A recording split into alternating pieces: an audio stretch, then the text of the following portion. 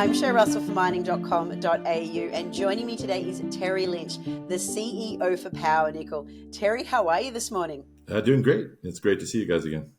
It's fantastic to see you. And by the recent announcement that's come out of Power Nickel, it tells me we're going to be speaking to each other a lot over the coming months. But first and foremost, let's tackle the headline of the announcement that came out last week, and that is that the Lion Zone has expanded once again.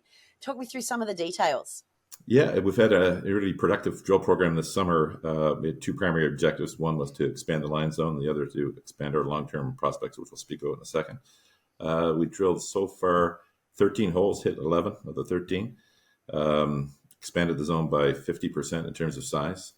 We posted 7 pictures of core in the zone, and we've done this 9 times in the past, and we're 9 for 9 on grade assays. So if one was a betting person, one would think that's highly correlated.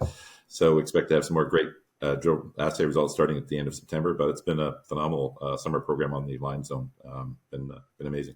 Now, while I am looking forward to the assay results coming out later next month, let's talk about what you're kicking off next month. Now, this is very impressive. Come the middle of October, I believe there is a 30,000 metre drill program ahead happening for NISK. What are some of the key details in this? Well, number one is we're fully funded. Very important. I think the most exciting thing about Power Nickel is we've got so many great catalysts coming, and we're not needy for cash for the next 18 months. So that's usually when things happen on the market side of things. You reel out the good news, and if you want to get into the story, well, you got to go in the market. So we'll start. We've got October 15th to April 30th. This summer, in addition to expanding the Lion Zone, Dr. Steve Beresford had a very specific program in mind that he's followed in his past for First Quantum and MMG and IGO. The best way to expand, polymetallic ore bodies is to do a lot of really thoughtful scientific work.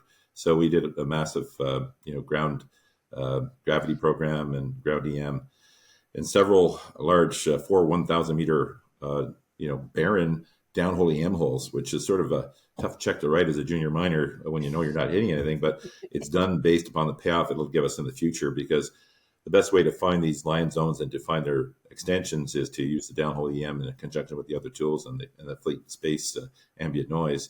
And that's sort of the big boy approach to how to get things done properly so that you can systematically have the most chance for success. So that's the approach we're taking. We have the capital to do it right, and we're doing it right. Now, I've noticed this seems to be sort of the general attitude over at Power Nickel, is that you might be a small junior, but all of the teams seem to think like majors and act like majors.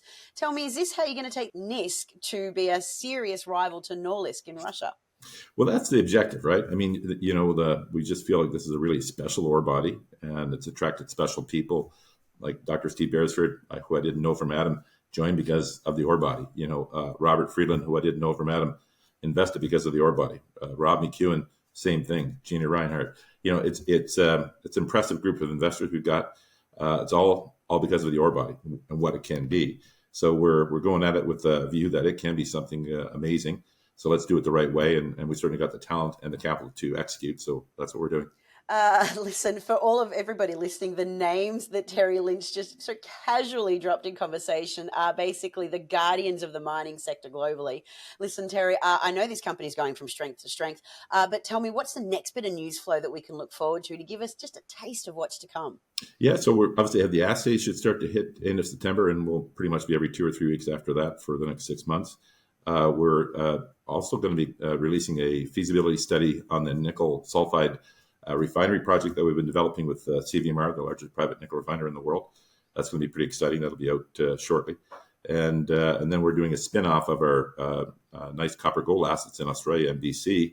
That'll be a nice bonus for our shareholders. That'll be approved October 30th and happen mid-November to late November based on a plan of arrangement. So going to be a busy fall for us and lots of great news for our shareholders, we think. Terry, I am very looking forward to the conversations we're going to have over the next few weeks. Thank you so much for being here today. Thanks, Shae. Have a great morning there in Australia. Ciao for now.